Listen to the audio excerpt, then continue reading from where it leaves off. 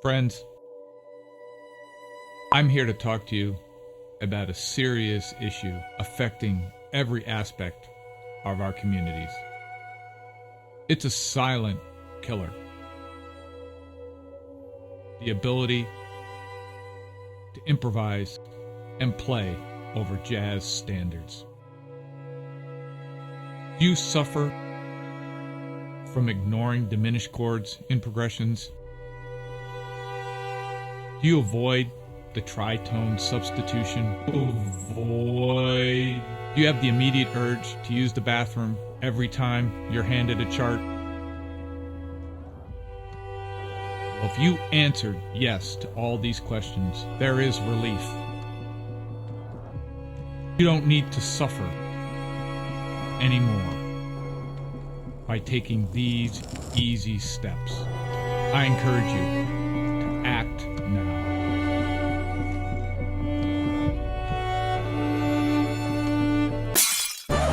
And we're going to get a great look at this classic tune, It Could Happen to You. Of course, check out how you can get more videos like this one. Just navigate to Bruce Grigori Video on Demand.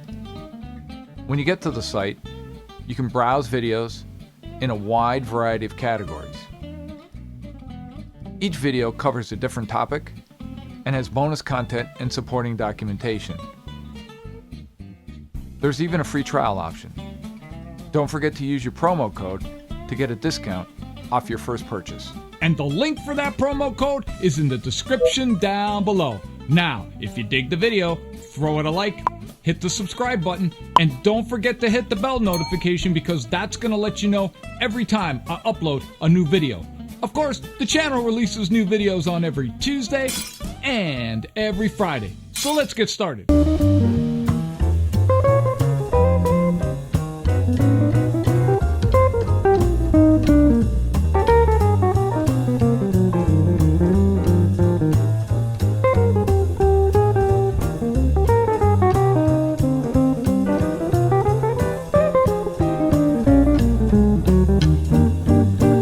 Dig it!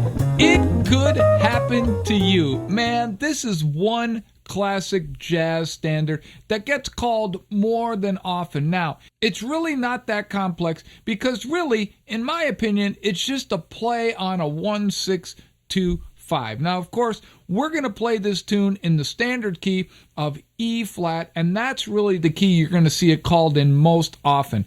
And really, the first part of that song, it basically walks up with diminished chords, or what I call ascending diminished. I think of it personally as a dominant flat 9. It's just easier. And really, what we can think about that is a substitution for 1-6-2-5, because really, if you look at a lesson like Olio, which is on my site, you'll see that you can actually use the same approach, just in a different key. So the first part of those chord changes are like this.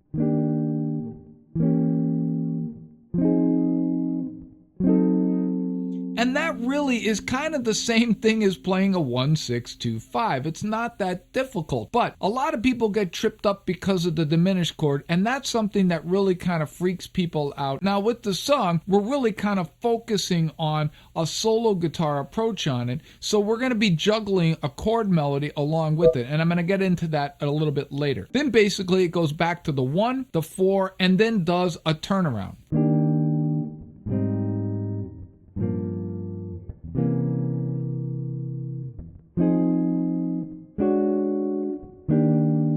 And then, like There'll Never Be Another You, it kind of deviates to the relative minor. And then here we come, a non-resolving dominant, and then a 2-5 home.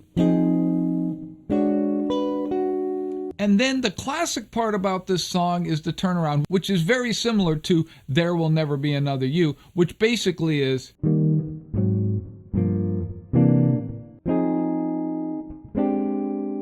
and then a 1-6-2-5 to turn it around. And that's really the entire form, so it's fun to play on that way. What I said to you at the beginning is we're really focusing on a chord melody with this, not just a regular melody. So it goes like this.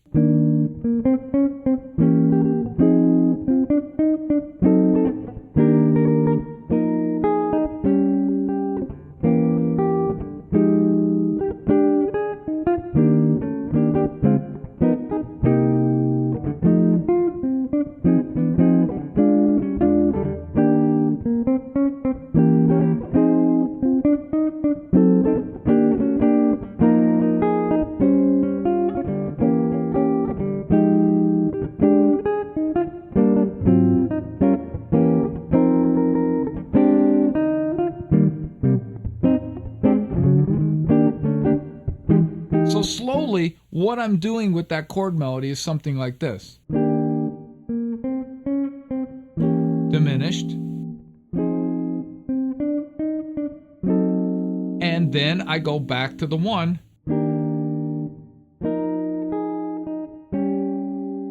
I'm basically playing a minor 7 flat 5 to a flat 9 there. The original score is really G minor 7 to C7, but it just sounds better in my opinion. And then back to the 2-5. And then to the relative minor. And it kind of repeats that motif.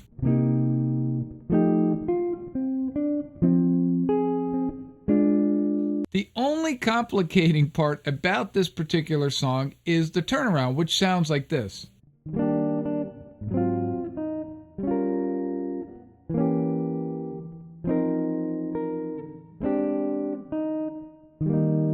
And it's not that difficult, but because of the chord changes involved and the melody, it's sometimes hard to work.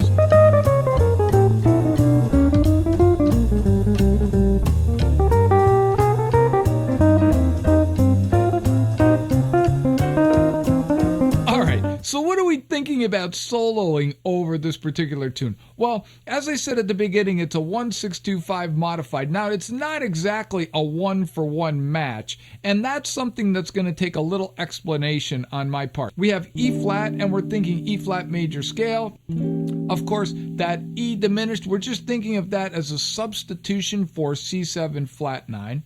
And then we have F minor, which operates as the 2. Now, what about that F sharp diminished? That's really not a 5 chord. It's really the 5 of G minor, which is the next chord. So just like in rhythm changes, we kind of have that nice chromatic approach.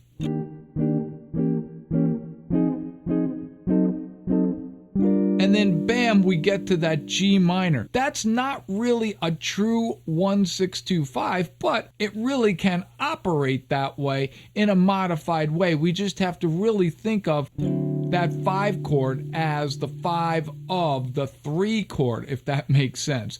And all of that together, again, we can play E flat major, or we can get inside the diminished and think of each diminished chord as a flat 9. And what that allows us to do is to get deeper inside the chord changes for this particular song. Check it out.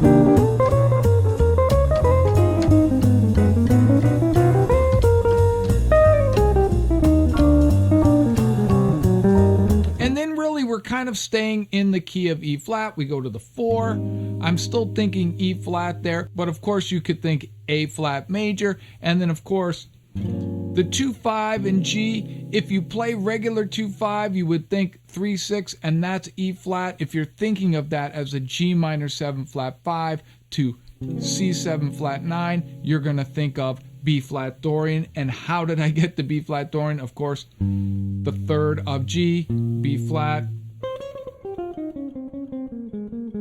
And then we do a 2-5 to the relative minor, then a non-resolving dominant over that F7, and of course we could play melodic minor, or we could play Lydian flat 7, 2-5 back to home. And then the whole form repeats itself with kind of a funky turnaround, which is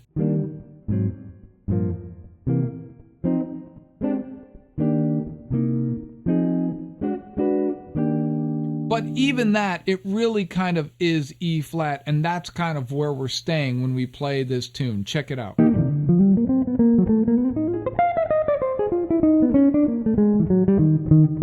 So this tune is not really all that scary when it comes down to it. There's a few approaches we can take, but if we think about those ascending diminished chords as just purely flat 9 chords, C7 flat 9 and D7 flat 9, we can kind of get deeper inside the changes and kind of make our solo stand out just a little bit.